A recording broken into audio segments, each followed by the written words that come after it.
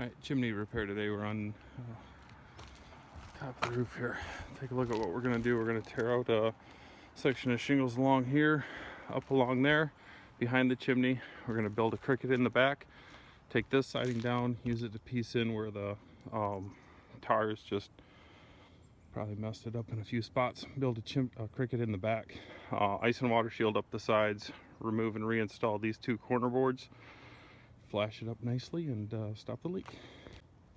Alright, I've got the chimney mostly apart. Usually I tear it apart a little bit further before I do the video, but there's just so much going on here. So what we did is I tore down from the top down when I got around this corner.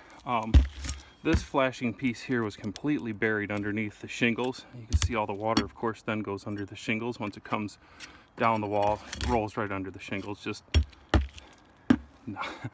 not even close to a good way to do that. And then I came around the corner. This must be a re-roof, maybe not the original roof, or maybe it is. But the step flashing is installed along the side here, and what this is supposed to do is it's supposed to weave in between each shingle, so as the water comes off of it, it lands on top of another shingle and continues its way down the roof. What this is doing is it's actually just installed on the bare roof deck up the wall, so any water that comes down there just instantly is right underneath the shingles.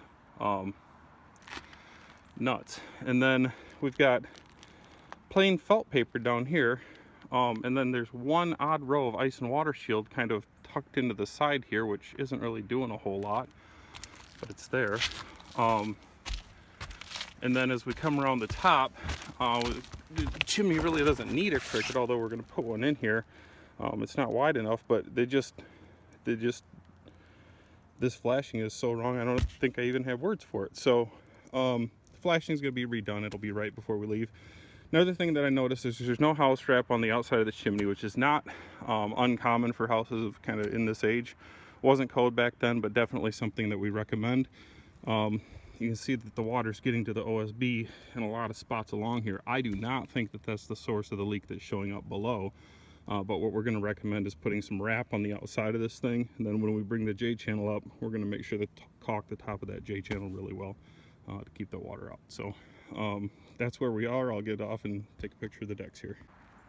All right, it's completely apart now, so let's take a look. There's two wet spots, one down here, one up there. I guess there's four. One in that corner, one over in that corner as well, but those will be fixed before we leave here. I tested the wood here. It holds 200 pounds, holds a nail okay. Just needs to dry out a little bit. I'm going to let that happen, dry it out a little bit. I don't really recommend replacing that piece of wood where it sits, because I think it's going to dry out and be just fine. We're going to have ice and water shield over that whole thing too. But as you can see, it's out, cleaned up. No evidence that a cricket was ever here, but we're going to put one. And cut this drip edge back a little bit. They had it run right down into the chimney, which just tracks water behind the siding and does that damage you see right there. So that'll be fixed, covered over, and completely watertight before we leave. Okay, ice and water shield's installed on the bottom here. I've got it lapped over the shingles on the bottom, so if water does get to it, it ends up on top of the shingles here. We're wrapped around our corner. This row goes through and around. It's cut right at the corner. This one comes over the top. Dog ears over the top of that one as well. So the only little hole that we have is right here, and we're going to hit that with a little bit of neoprene roofing compound before we do it. So we're ready to shingle this lower section up. Upper section's not done yet, but we'll shoot that well. All right, we got a little out of order just because I was waiting on stuff, but we're back in over here. Flashing is back in on top of the shingles. I'll put a beauty tab to hide that.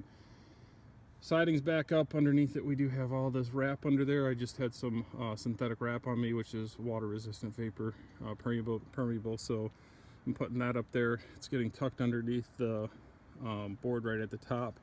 Before I put this J channel on, I'm going to be putting a bead of caulk and then embedding it back into the bead of caulk. Same thing with the corner board. When that went back on there, it was embedded into caulk, and then it's caulked around.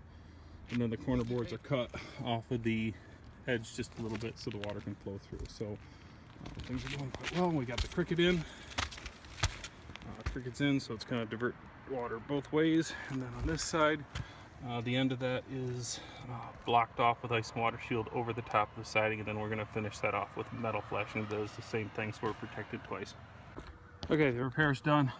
New shingles are laid in. beauty taps there. Corners are put back on.